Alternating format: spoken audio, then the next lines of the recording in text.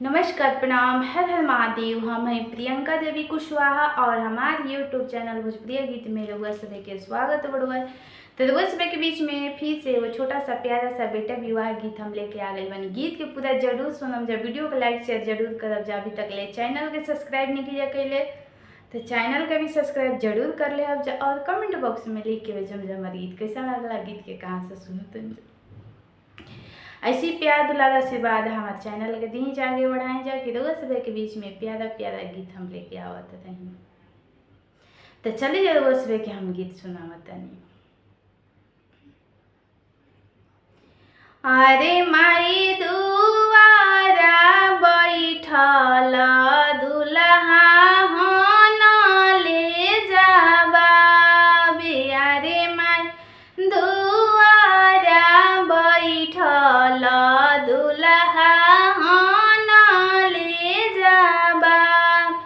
अरे माई हाथी साजू घोड़ा साजू साजू मारे सलकारी, अरे मैं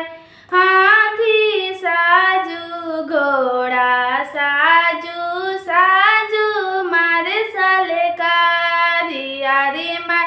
दुआरा बैठल दुल्हा हन ले जाबा, अरे मैं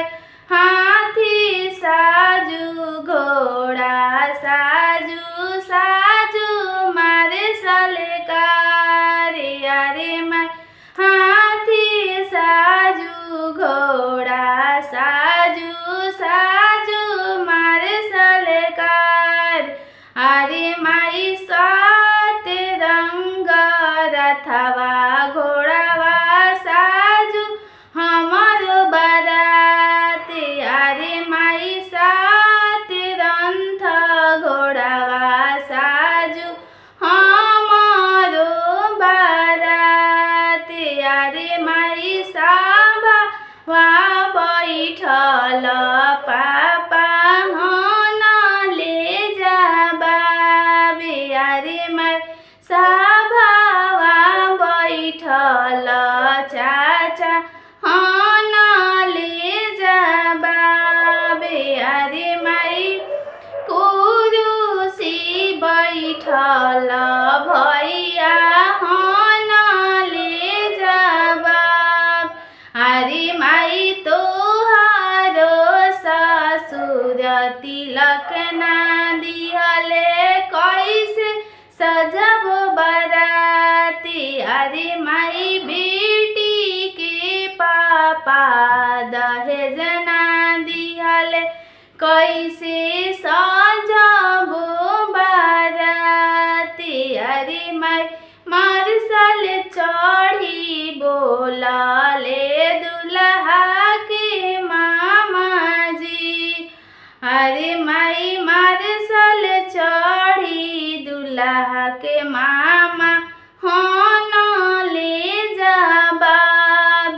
अरे माई मार्शल चढ़ी दुल्हा के जीजा हन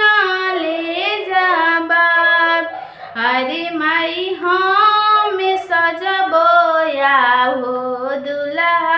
हाथी घोड़ा 50 यार, अरे माई हम सजबो हो दुल्हा हाथी घोड़ा 50, अरे माई लहरत फहरत जइहे दुल्हा तोहार बारात, अरे माई लहरत फहरत जइहे दुल्हा तोहार बारात, अरे माई दुआरा बैठल दुल्हा हन ले जाबा, अरे माई दुआरा बैठल दुल्हा हन ले जाबा, अरे माई हाथी साजू घोड़ा साजू साजू मारे सलकारी, अरे माई हाथी साजू घोड़ा साजू सा